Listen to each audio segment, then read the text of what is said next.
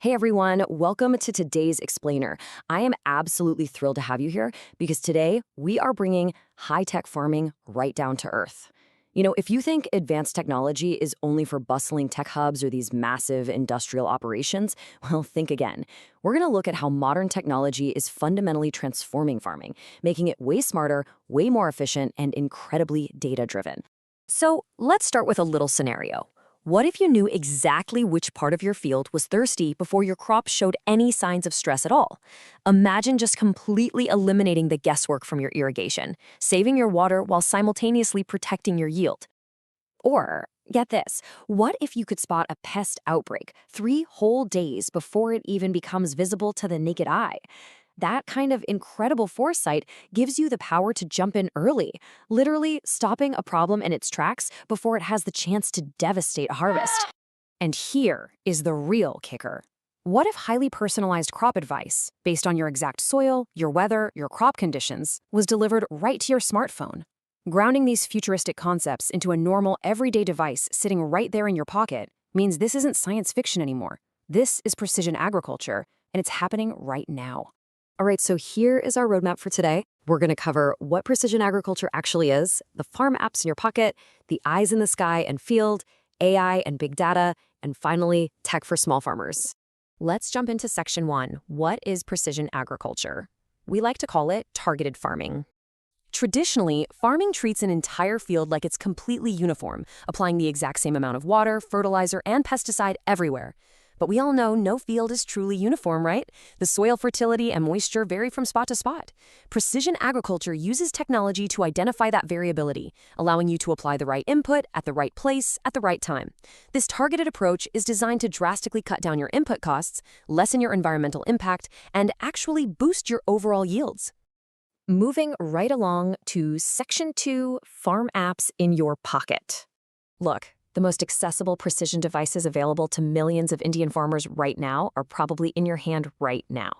Your smartphone is an absolute powerhouse. Take weather apps like Migdoot, developed by Indian government agencies. They give you hyperlocal forecasts and crop-specific advisories in local languages, including Kannada. Then you have crop advisory apps like Plantix. This is fascinating. It uses artificial intelligence to diagnose crop diseases from a simple photograph you snap on your phone. It recommends a treatment in seconds, and it even works offline. Finally, apps like AgMarkNet and eNAM give you real-time commodity prices from mandis across India, totally taking the guesswork out of when and where you should sell your produce. Next up, section 3, eyes in the sky and field. Okay, to really understand satellite data, we have to demystify a quick acronym NDVI. It stands for Normalized Difference Vegetation Index. Basically, satellites orbiting hundreds of kilometers above us analyze the light bouncing off your crop canopies. This index measures crop health and reveals areas of stress on satellite maps way before your own eyes could ever see them. Organizations like ISRO, along with services like Fasal, Satshore, and Cropin, are using this exact technology to provide crucial early warnings and often at really affordable subscription rates.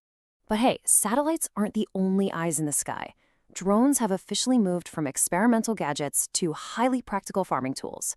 For crop monitoring, you've got drones with multispectral cameras flying over and scanning a 10-acre field in just 20 minutes. Think of how long that takes on foot. We also have spraying drones that apply inputs precisely, operating super easily in difficult terrain or even at night. And seeding drones, they can just broadcast seeds and fertilizers rapidly over incredibly steep areas, which is an absolute game changer for reforestation and cover crops. And the so what of all this is right here, 30 to 40%. That is the massive reduction in chemical use you can achieve simply by switching to drone spraying instead of conventional sprayers. Plus, it eliminates human exposure to harmful chemicals. It is so effective that the government of India actually launched the Drone Didi scheme specifically to empower women's self-help groups to run these drone spraying services for farmers. Let's bring this tech back down to the soil for a second and talk about IoT, or the Internet of Things. In agriculture, IoT is just networks of sensors and devices collecting and transmitting data automatically. Think of soil moisture sensors inserted right at root depth, or a mini weather station installed right out in your field. Having a hyperlocal weather station on your property completely beats relying on some distant government station 50 miles away. It drastically improves the accuracy of your disease risk forecasts and your spray timing. And speaking of those soil sensors, check out this incredible figure. 40 to 60%. That's the brilliant reduction in water use made possible when you tie automated irrigation directly to your soil sensors. The system simply turns the water on when the soil drops below a certain threshold and shuts it off when the target is reached. It entirely eliminates the guesswork. It's like putting your irrigation on autopilot. Which brings us to Section 4, AI and Big Data, the brain behind the tech. So we've talked about all this data being collected, from satellites, drones, sensors, phones. Artificial intelligence is the brain acting behind the scenes, making sense of it all. AI connects this mountain of data to empower you with highly specific insights. First, it offers personalized advisory. Instead of generic tips, an AI system tells a specific farmer exactly what to plant and when pest risk is highest based on their exact microclimate. Second, predictive analytics can actually forecast your crop yields weeks before the harvest, helping you plan your marketing.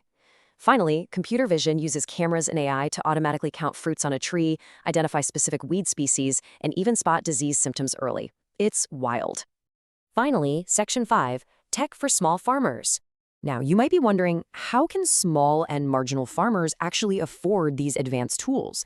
There's this myth that precision agriculture is only for massive commercial farms with huge budgets. Let's completely dismantle that myth right now. Step 1. Start with what you have. Download free or low-cost mobile apps on the smartphone you already own.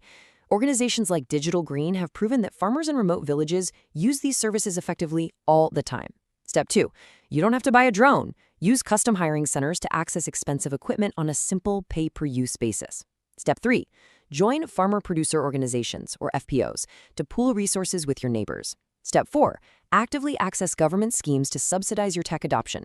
You start small and you scale up. If you take away just one thing from today's explainer, let it be this. Technology is not replacing the farmer, it's empowering the farmer. Every single tool we've discussed today, the satellites, the AI, the automated irrigation, they don't replace your human intuition. They exist purely to back up your gut feeling with hard data, to reduce your costs, and to drive sustainable profitability. All right, so here is your homework for the week. I want you to download just one app. Grab Plantix to diagnose a crop issue, or download Megdude to check your local weather forecasts. Just explore it, use it, and see firsthand how having that data changes your daily decisions. Next week on The Explainer, we are going to dive into farm business economics. Basically, how to treat your farm like a highly profitable business year after year. Make sure you're subscribed so you don't miss that one. But before you go, I want to hear from you. Which of these technologies are you most excited to actually try out? Drop a comment, share this explainer with a fellow farmer, and I will see you next time.